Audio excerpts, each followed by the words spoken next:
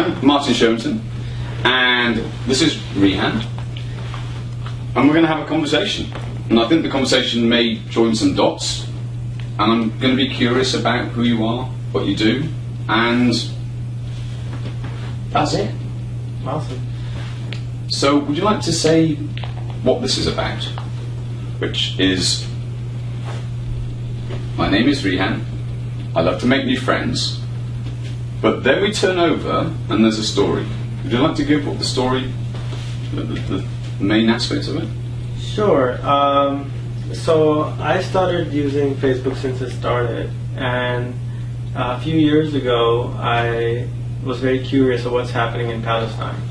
And I realized that all my life, whenever I would travel, I would not Google about information, but I would like to find people on ICQ or Skype, if you remember ICQ.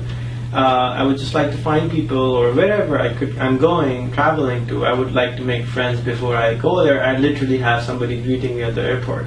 Yeah. Because I'm now friends with them, and I get first-hand information about the weather, the hotels, and everything. And I always enjoyed that. And I was a very introvert person. Yeah. So I was not bold enough to do it in person, but I would easily be able to do it on ICQ or other software. A few years ago, there was a lot of news. I live in Pakistan. I grew up there, and again, I like to get first-hand information. So a few years ago, there was a war between Israel and Palestine again, and I thought, I don't know anybody in Palestine. I would like to know more people in Palestine. So I started to look for them, and I couldn't find them. So what I did was I just took my Facebook ID and I advertised in Palestine and say, hey, my name is Rehan. I would like to have some friends in Palestine. Would you like to be my friend? And I started getting some people to friend me from Palestine, and I found that lots of people cannot speak English. That was an interesting advertisement for Facebook to place in, a personal ad. Yeah. But I wasn't like showing to just, females or males. I was just showing to everyone. And I started making friends. And then I talked with them, and I had to use Google Translate to talk to them because most of them would speak Arabic, some of them would speak English. And it was an interesting experience to do that on Facebook. Yeah. Then I thought, I'm getting one side of the picture, why don't I do the exact same in Israel? So I started same ad. Yeah. Hey, my name is Rehan. I would like to be your friend. I would like to learn more about Israel. Can you be my friend? And I got a few people to like my page on there. And because you could not advertise profile, you could only advertise the page. Yeah. I would keep on seeing every day who's liking my page, and I would just go and grab them and try to bring them over to my profile so they can become my friends. So I learned a lot about the culture that way, because I believe that we are a sum of our surroundings. So if I go and live in, for example, where you're from, so I'll start speaking English like you speak. But I speak now English because the way I speak is because I watched a lot of CNN. A lot of people think I went to good school. I never went to college, but so that I use that philosophy, and I started doing that more and more and more and more. And then I started introducing them to each other. So the people from Palestine would talk, initially not talk. So what I do is, on my Facebook wall, I throw a bone where people will start fighting. And they would start fighting because they're either this side or this side, right? They're not neutral side. So they will start fighting, and I start seeing a weird pattern emerging, which was, after like 100 comments, or 3 days would pass, I would start seeing them not being so angry anymore at each other. Right. And they would actually Google the facts, because the other guy would point, these are the facts. And the other guy would say, no, these are the facts. And then they will eventually find out the real facts. And they would start talking. And I saw that some of them would actually become Facebook friends. That was very crazy thing for me to find out, that they're actually becoming friends. Yeah. And I started enjoying it, and I did more, and I did more, and I did more, and I just spent lots of hours on doing this. And I thought, this is interesting. So now I can, but I have, in Facebook, if you realize, most people there's a pattern, in my opinion, on Facebook. initially people would just join, then they would just observe, and slowly they would go like click like, they're like scared to click the like thing, and like they will again 6 months will pass, they will start click sharing, then another 6 months will pass, they will maybe start commenting. So there's a pattern on the usage of Facebook, and I thought, well, it takes like 2 years for developing a Facebook user. Why don't I advertise more? And I started advertising all over the world, wherever I could get any likes. Nigeria, Ethiopia, Eritrea, Rwanda, Madagascar, all those countries, and I discovered there are other countries in Europe which I could get many likes. Like, I love the fact we've got the planes in the background. It's atmospheric. Like Albania, for example, and Macedonia. And I ended up hiring people in those countries because I got thousands of people on my Facebook. When I would look, hey, I'm looking for someone, I ended up hiring a person in Macedonia, and which was crazy interesting thing, and I've never met her. So I got now I have 600,000 people on my page, and I have 150,000 on my profile. So I have around 750,000 followers on my Facebook, and this has been going on for at least 2 years, and it's growing and it's growing, and it's I just keep on doing all this stuff, and this is what the story is all about. So why are you doing it? Why do I do it? So I found that unless we fix these small problems of Israel and Palestine,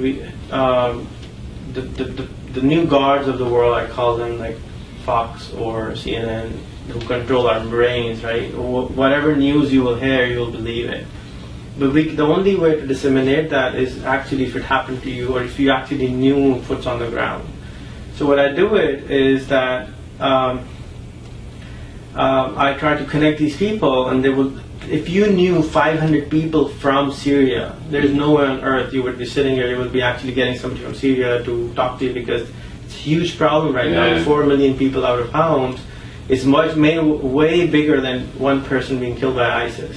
It's sort of like to create world peace. And then, my ultimate mission of life is to end poverty from the world. And you cannot end poverty. End poverty from the world. Yeah. Now, you cannot end that till you fix other problems like peace or education. So it's all interconnected. Everything is interconnected. Yeah. So that's why I do it. And there's another woman who started doing it with me in Ohio. She has now 8,000 Pakistani friends. She, of course, speaks Urdu. She cooks Pakistani food at home. She has never been to Pakistan, and she says, I want to migrate to Pakistan because all these people love me so much that if I go there, they will never let me come back. I would stay 1 week in a house, and I have 500 people, so that's the rest of my life. And I asked her, why do you do it? And she told me, one day one guy messaged me from Pakistan and said, I hate you, I wish I could kill everybody in America. And she sort of got scared, and she went and got a coffee, came back, and then she started talking to the guy. An hour later, the same exact guy says to him, you are my first person I've ever talked to from America. If everybody in America is like you, I don't hate it anymore. So this is why she says I do it. And this is sort of why I do it, because when I go and try to explain things to people, when they understand it, nobody believes it instantly. But if as time will pass, they will say, oh, there's some credibility there. So that's why I do it. I enjoy it. I've got maybe one last question, maybe two. Sure. Tell me, it's about I'm worried about the rest of the world, not myself. I'm enjoying myself. Tell me about love. What do you want to know? What do you want to tell me? I think love has different meanings to everyone. To some, love is God. To some, love is what they do everything for. For some, it is in a beautiful girl. To some, and it's in their children. To some, in their parents. There are different forms of love, and I think the ultimate form of love is God. And when you have love, it also, to me, it means balance, maybe. When you have love, it means to me, the life's purpose is to reach the balance. If you can reach the balance, you're good. You can die easy. but you have to be neither this side or this side, just balanced. You cannot, without balance, the whole everything is disaligned. So it's love more, helps you get the balance, maybe? Yeah. And perspectives is what you're really doing. You're allowing people to see the other perspective. Yeah. And once you do that, you cannot be enemies anymore, because you actually know why. Yeah. Even, for example, I talk to people, couples who are getting divorced, but they don't hate each other because they understand what's going through their mind. Yeah. So they don't hate each other. Then some of the divorces you will see and all that. Yeah. Why is that? Because they don't understand why is the other person doing it. Because they don't talk. Yeah. If we could, I had created instituteofpeace.org. So say it's at the instituteofpeace.org. And the ultimate goal of that is to allow any two people to be able to find peace among themselves. Yeah. Because no matter if you're a president or a normal person, if you don't have peace internally, if you will drive that internal non-peace to the external world. Because unless you have peace inside, you cannot have peace outside. What did you do before? Like what? I did 51 different ventures in my life. Started from selling candies to Commodore 64 games to... Do you know, I've got to say this. I had a VIC-20, worst computer in my life. I regretted that. I wish I bought the Commodore 64. Anyway. Well, they didn't have one when the VIC-20 came out. Then the next version was Commodore 64. And then I made Commodore 64 accessories like modems and all. Yeah. Started a BBS service, started an ISP service. Then went into VoIP. VoIP came out, became net-to-phone beta tester, free world dial-up.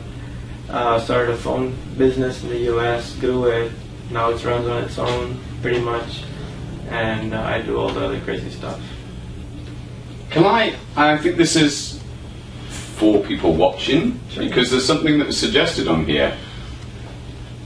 Can I read? Yes. So, made my money from the telecom industry, started a foundation to teach entrepreneurship to 1 million people, a school to teach 1 billion people basic literacy, all leading towards my ultimate mission of ending poverty from the world. And you're doing it. I do what I can. I can't do everything. I do what I can. Rihan, that's been awesome. Thank you. Thank you for taking the time. Yeah, no, thank you. Really.